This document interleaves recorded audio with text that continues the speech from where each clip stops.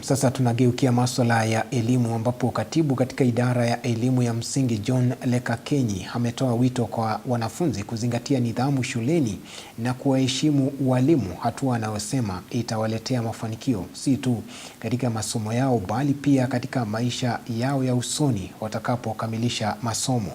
Akizungumza katika kaunti ya Narok, katibu huyo amesikitishwa na visa vya utovu wa nidhamu miongoni mwa wanafunzi, akiwataka wazazi kufanya mazungumzo ya mara kwa mara na wanao na kuhakikisha wanawarekebisha kila wanapokosea.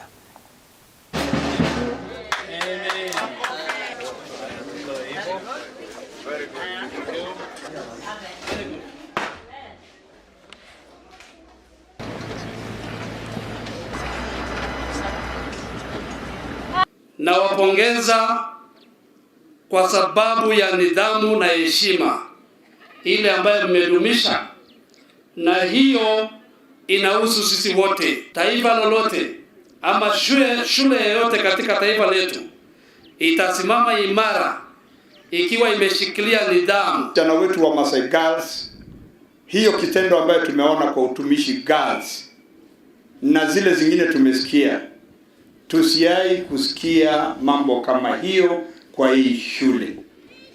Tumeachilia watoto sana na tumekuwa very busy na shughuli zetu za kila siku tukitafuta unga, na tunapoenda kutafuta unga bila watoto hatuna familia.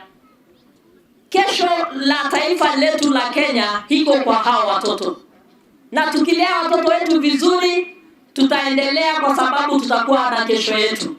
Nataka kuwahimiza wazazi, tafadhali tuketi na watoto wetu tuweze kuwahimiza watoto waweze kushika nidhamu kwa mashule, kwa sababu kuchoma shule, kuchoma madarasa, kuchoma watoto wenzetu na kuwaua, hatujalea watu ambao watakuwa wauaji. Hatujalea watoto ambao wamekuja shule ili watoke wakati wanataka. Shule iko na taratibu zake.